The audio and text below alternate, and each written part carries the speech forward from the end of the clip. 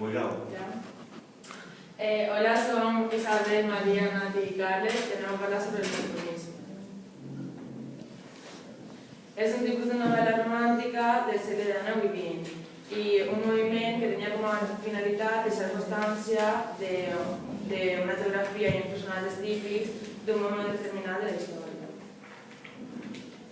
I dins del costumisme hi ha dues tendències, el costumisme rural i el costumisme urbà.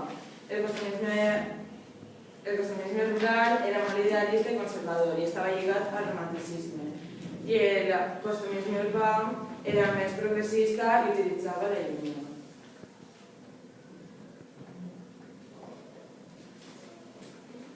La finalitat. Resposta a les transformacions que patien la societat en una industrialització i defensa dels costums i tradicions de sempre. I és subjectiu. Tinc èxit en la nostra literatura perquè era una tradició pròpia que provenia del segle XIX, amb narracions com el dietàric a les desastres del baró del Maldà o per l'existència del teatre popular, amb peces com els esbozos dels sonets i les publicacions del periodisme satíric. El Caral Desastre era un gran dietari de 55 volums que estava escrit per Rafael Amat i de Cortada al llarg de la seva vida. El títol es referia al lloc on es guarden les coses més diverses i és un dels textos més importants de la narrativa catalana en els segles XV i X. És un document històric important, però mai ha estat publicat sencer, sinó sols a publicacions d'alguns fragments.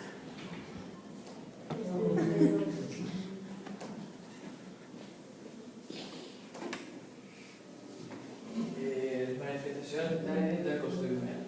Hi ha de costums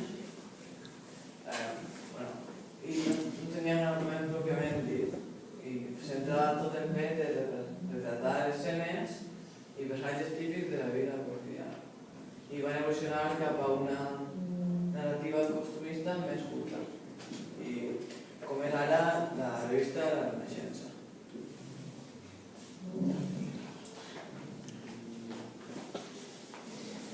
Aquest gènere té un origen periodístic i de publicacions com El Mole en Sueco i comença a publicar-se en revistes i periòdics, la majoria de caire humorístic i satíric.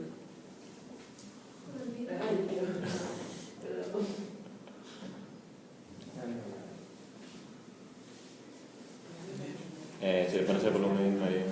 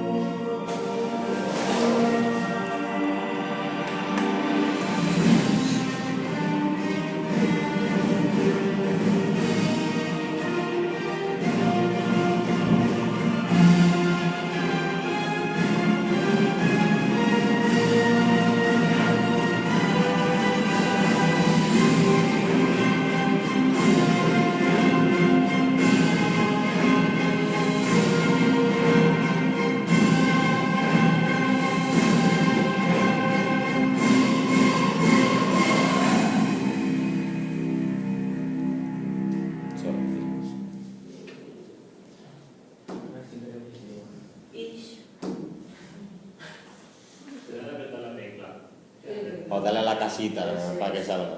Dale otra vez, María. Ahí, mejor.